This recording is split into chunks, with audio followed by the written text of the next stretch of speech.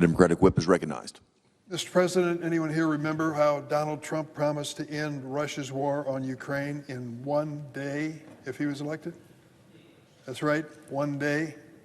Well, we're 73 days into his term with Russia still raining death and destruction upon the people of Ukraine.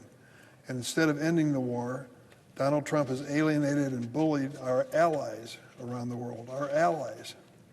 He insulted and blackmailed Ukrainian President Zelensky, who has led Ukrainians fighting bravely for more than 3 years. 46,000 Ukrainians have died in defense of their country. He's decimated low-cost soft power by gutting U.S. aid and Voice of America, giving away our influence and leadership to China and Russia, a move the head of Russian state TV, and get this quote, an awesome decision by Trump.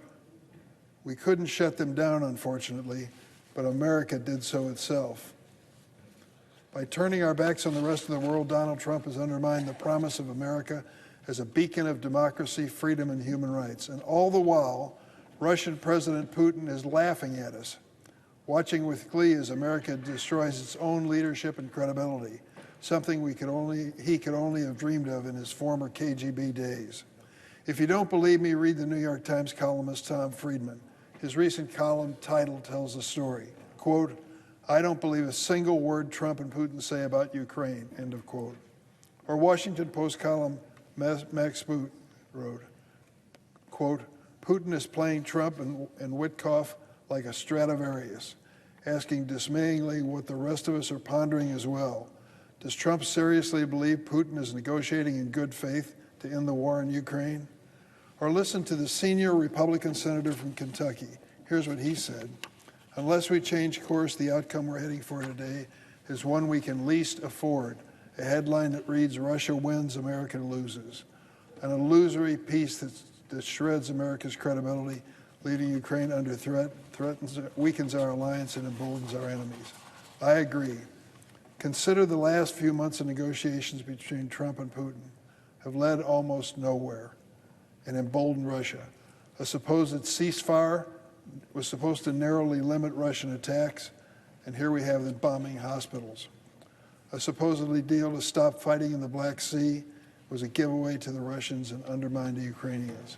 Or consider President Trump's special peace envoy, Steve Witkoff, a real estate tycoon from New York, who's in competition with Neville Chamberlain for the world's most naive appeaser. Witkoff recently told another Putin apologist, Tucker Carlson, that he liked Putin and didn't regard him as a bad guy.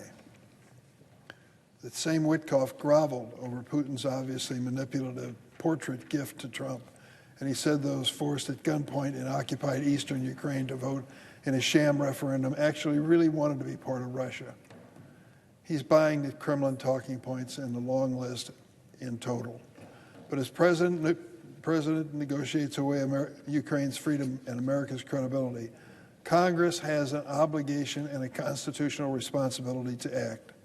So I'm glad this week that dozens of my colleagues from both sides of the aisle introduced legislation to make it clear to Russia that broad sanctions will be imposed if Russia does not negotiate in good faith and end this war soon.